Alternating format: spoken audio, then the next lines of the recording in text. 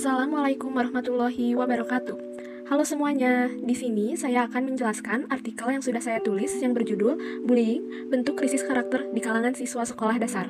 Sebelum kita memasuki penjelasan, izinkan saya memperkenalkan diri terlebih dahulu. Nama saya Sonia Amanda Pratiwi dengan NIM 2102572, saya dari kelas 2B PGSD. Adapun bagian-bagian dalam video ini, yang pertama ada pendahuluan, yang kedua ada pemaparan metode, yang ketiga ada pemaparan hasil dan pembahasan, dan yang terakhir ada kesimpulan. Baiklah, sekarang kita akan memasuki pendahuluan. Sekolah dasar atau SD adalah jenjang pendidikan yang paling dasar pada pendidikan resmi di Indonesia, yang mempunyai peranan penting dalam keberlangsungan proses pendidikan berikutnya. Tujuan pendidikan dasar di Indonesia adalah untuk mengasah kecerdasan anak, membentuk kepribadian dan moral anak, serta memberikan berbagai pengetahuan dan keterampilan dasar sebagai bekal anak untuk maju ke jenjang pendidikan yang lebih tinggi. Sekolah dasar ini adalah tempat anak mempelajari segala hal dasar yang bertindak sebagai pondasi, di mana pondasi inilah yang nantinya akan menopang dan menyokong segala sesuatu yang berada di atasnya. Adapun bila pondasi tersebut tidak kuat, nantinya siswa akan mudah terpengaruh oleh hal-hal yang negatif, termasuk diantaranya adalah bullying. Kemudian untuk metode, di dalam penelitian ini, metode yang akan dipakai adalah metode deskriptif kualitatif.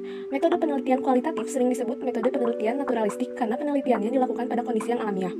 Penelitian kualitatif instrumennya adalah peneliti itu sendiri, sedangkan metode deskriptif adalah suatu metode dalam meneliti status sekelompok manusia, suatu objek, kondisi, sistem pemikiran, ataupun peristiwa pada masa sekarang. Tipe penelitian ini berusaha menerangkan fenomena sosial tertentu. Responden atau subjek penelitiannya adalah siswa sekolah dasar, sedangkan objek penelitiannya adalah bentuk-bentuk bullying pada siswa sekolah dasar, faktor penyebab terjadinya bullying, serta penanaman pendidikan karakter guna mengatasi perilaku bullying. Langkah-langkah pengumpulan data dalam artikel ilmiah ini adalah dengan menggunakan teknik kajian pustaka. Adapun sumber data dari penelitian ini yaitu data sekunder. Kemudian, analisis data yang digunakan adalah analisis data kualitatif yang terdiri dari reduksi data, penyajian data, dan penarikan kesimpulan.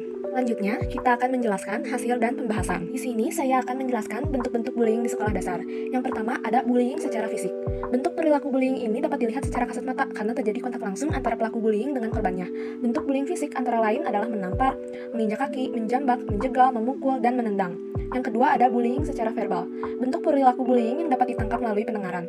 Bentuk bullying verbal antara lain adalah menjuluki, meneriaki, memaki, menghina, mempermalukan di depan umum, menuduh, menyoraki, menebar gosip, dan menfitnah. Kemudian ada bullying secara mental atau psikologis. Bullying ini merupakan bentuk perilaku bullying yang paling berbahaya dibandingkan dengan bentuk bullying lainnya, karena kadang diabaikan oleh beberapa orang. Bentuk bullying mental atau psikologis yaitu dengan memandang sinis, memandang penuh ancaman, mendiamkan, mengucilkan, memelototi, dan mencibir. Lalu yang terakhir ada bentuk bullying secara seksual. Bentuk bullying ini dapat berupa perlakuan dengan adanya kontak seksual kepada orang lain, misalnya memegang alat vital. Selanjutnya, ada faktor-faktor penyebab munculnya perilaku bullying. Yang pertama, ada faktor keluarga. Kesalahan pola asuh yang diterapkan oleh orang tua dalam membesarkan anak dapat berperan penting dalam menyebabkan timbulnya perilaku menyimpang pada anak. Salah satunya adalah bullying. Ada beberapa pola asuh yang dapat memicu tumbuhnya perilaku menyimpang di dalam diri anak. Yang pertama adalah pola asuh permisif. Pola asuh ini membuat anak terbiasa untuk bebas melakukan apapun yang diinginkannya, sehingga ketika berbuat salah, anak tidak tahu di mana letak kesalahannya. Dan apapun yang dilakukannya akan dianggap benar oleh anak. Adapun dengan pola asuh yang keras dan mengekang akan membuat anak menjadi terbiasa menerima perlakuan kasar yang nantinya akan dipraktikkan dalam pertemanannya. Dan bahkan anak akan menganggap hal itu adalah hal yang lumrah. Berikutnya adalah pola asuh otoriter. Pola asuh ini amat mementingkan kepatuhan anak kepada orang tua. Di dalam pola asuh seperti ini, anak pun akan mengalami trauma atau melakukan perlawanan dalam bentuk substitusi atau pengalihan perlawanan dengan melakukan bullying pada anak lain yang imbalance power.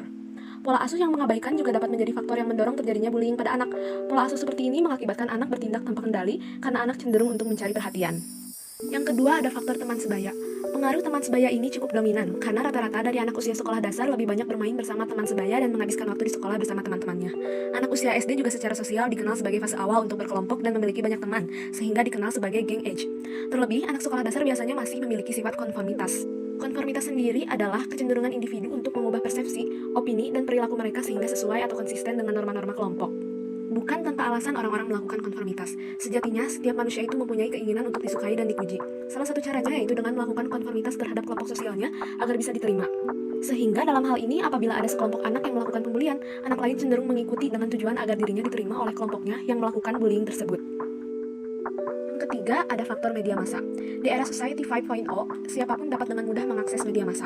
Kemudahan dalam mengakses media massa ini dapat memberikan dampak buruk dan dampak positif bagi penggunanya, terutama anak-anak sekolah dasar yang belum mengerti mana yang baik dan mana yang salah. Salah satu dampak negatif dari media massa adalah dapat menimbulkan perilaku bullying.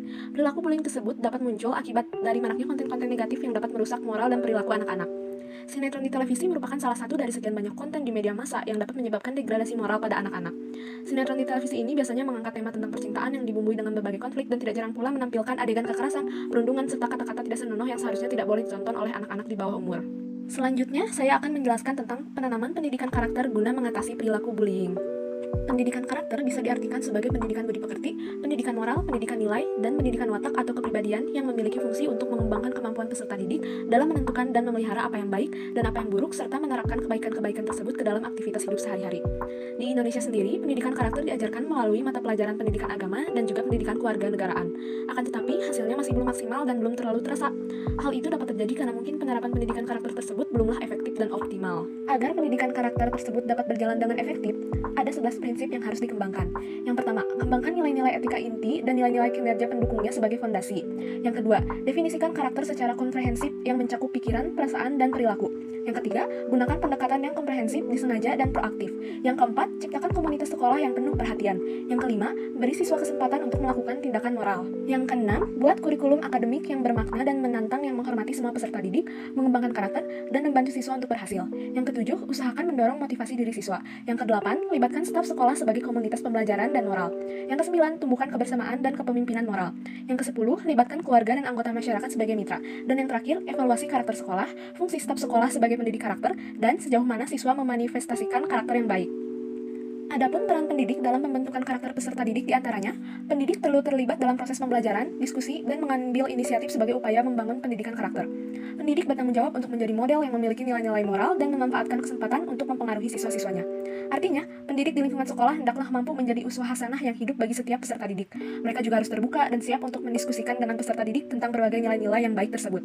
Pendidik perlu memberikan pemahaman bahwa karakter siswa-siswanya tumbuh melalui kerjasama dan partisipasi dalam mengambil keputusan. Pendidik perlu melakukan refleksi atas masalah moral berupa pertanyaan rutin dan memastikan bahwa siswanya mengalami perkembangan karakter. Yang terakhir, pendidik perlu menjelaskan atau mengklarifikasi kepada peserta didik secara terus-menerus tentang berbagai nilai yang baik dan yang buruk. Setelah mengetahui prinsip yang harus dikembangkan dan juga peran pendidik dalam pendidikan karakter, hal selanjutnya yang akan dibahas adalah mengenai model implementasi pendidikan karakter di kelas. Dalam mengimplementasikan pendidikan karakter di sekolah, terdapat 4 tawaran model penerapan, yaitu yang pertama, model otonomi dengan menempatkan pendidikan karakter sebagai mata pelajaran tersendiri.